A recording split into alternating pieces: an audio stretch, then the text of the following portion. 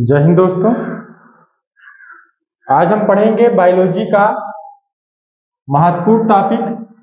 देखिए, इसमें हम पढ़ चुके हैं कि यकृत क्या है, उसके बारे में हम पाचन तंत्र जब पढ़ा रहे थे तो इस सब के बारे में बताते हैं, पित्ताशय और स्मॉल इंटेस्टाइन। आज इस एक 2-3 मिनट के वीडियो में हम समझेंगे सब क्या होते हैं। देखिए, सबसे पहले यकृत देखेंगे तो देखिए, ये हम डिफिनीशन के तौर पे हम यहाँ पे पॉइंट टू पॉइंट लिख दिए हैं कि आप लोग एग्जाम में बहुत अच्छे तरीके से पॉइंट टू पॉइंट लिख के आइए। देखिए, यकृत लीवर ये क्या है, यह सबसे बड़ी पाचक ग्रंथि है। दूसरा क्या, इसका भार लगभग 1.5 kg का होता है। देखिए, जो यकृत होता है, लीवर होता है, इसका जो भार होता है 1.5 kg का होता है। यह अपने क्षतिग्रस्त हिस्सों का पुनर्निर्माण स्वयं कर लेती है। देखिए, जो लीवर होता है, लीवर में चोट लग जाता है ना, तो ये लीवर में सबसे तेज जो सेल डिवीजन होता है वो सबसे तेज इस लीवर में होता है। लीवर में अगर चोट लग जाए ना तो ये तुरंत पुनर्निर्माण स्वयं बहुत तेजी से करता है। तो सबसे तेजी से कोश का विभाजन कहाँ होता है, लीवर में होता है। तो इसके लिए तीसरा पॉइंट लिखा है कि यह अपने क्षतिग्रस्त, यानी जो चीज में चोट लग जाए, क्षतिग्रस्त हो जाए हिस्सों को, वो क्षतिग्रस्त हिस्सों को वो पुनर्निर्माण स्वयं कर लेती है। उसके बाद में चौथा पॉइंट है, यकृत में पित्त बाइल का निर्माण होता है। यानी जो बाइल होता है, पित्त होता है, वो यकृत से ही निर्माण होता है। तो आपने यकृत समझा, इसका एक स्क्रीनशॉट लेना चाहते तो ले लीजिए। यकृत में क्या है, 4 पॉइंट है, चारों पॉइंट आपने समझा। अब हम समझेंगे पित्ताशय यानी गाल ब्लेडर। देखिए, गाल ब्लेडर क्या है, इसमें यकृत द्वारा बनाया गया पित्त आकार जमा रहता है। इसमें देखिए, इसमें यकृत द्वारा बनाया गया, इस यकृत के द्वारा क्या बनता है, पित्त बनता है, और इसमें क्या है, पित्त का आकार जमा रहता है। और देखिए, दूसरा पॉइंट है, इसमें पित्त का निर्माण नहीं होता है।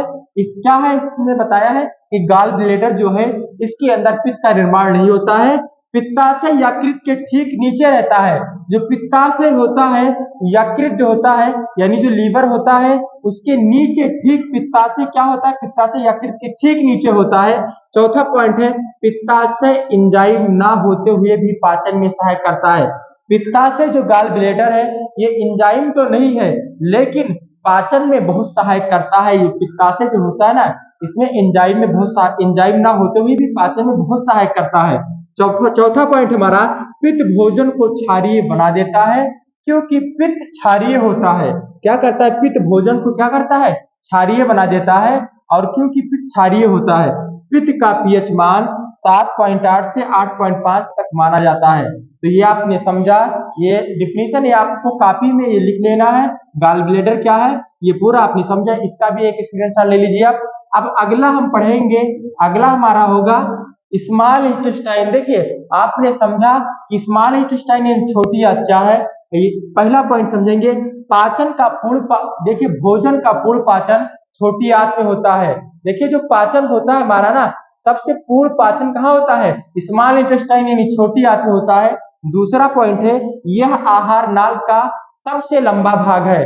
जो ये हमारा स्मॉल इंटेस्टाइन है, ये आहार नाल का, जो आहार नाल होता है हमारा, यहाँ से माउथ से लेकर एनस तक ये आहार नाल ही होता है। ये इसका ही जो आहार नाल का जो सबसे लंबा भाग है वो स्मॉल इंटेस्टाइन है। देखिए, यहाँ पे लिख दिया है, यह आहार नाल का सबसे लंबा भाग है। इसकी लंबाई 6.8 मीटर होती है। जो स्मॉल इंटेस्टाइन होती है उसमें इसकी लंबाई कितनी होती है, 6.8 मीटर होती है। संपूर्ण आहार की लंबाई 10 मीटर होती है। जो आहार नाल की पूरा आहार यानी माउथ से लेकर एनस तक जो लंबाई होती है वो 10 मीटर तक होती है। ये अगला पॉइंट है, पाचन संबंधित सबसे अधिक कार्य छोटी आंत में होती है। जो भी पाचन की क्रिया होती है वो सबसे ज्यादा कहाँ पे होती है, छोटी आंत में होती है। देखिए, छोटी आंत के 3 भाग होते हैं, ड्यूडेनम, ज्यूजेनम और इलियम। ये हमने पाचन तंत्र जब हम पढ़ाए, डाइजेस्टिव सिस्टम, ये पूरा हमने उसके बारे में बता दिया है, वो समझ लीजिए। ये अलग से स्मॉल इंटेस्टाइन हम बता रहे हैं आपको। देखिए, फिर एक अगला पॉइंट है, अमाशय में पाचन की क्रिया संपन्न होने के बाद भोजन छोटी आंत में पहुंचता है। देखिए, अमाशय यानी स्टमक में पाचन क्रिया, यानी स्टमक में जब हमारी पाचन क्रिया संपन्न होने के बाद भोजन छोटी आंत में पहुंचता है।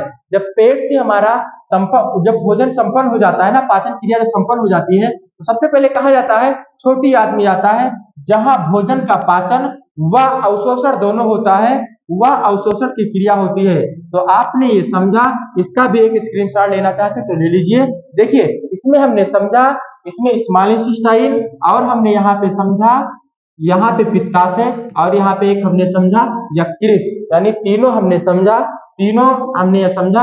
ये तीनों आप अपने नोटबुक में अच्छे तरीके से लिख लीजिएगा। धन्यवाद।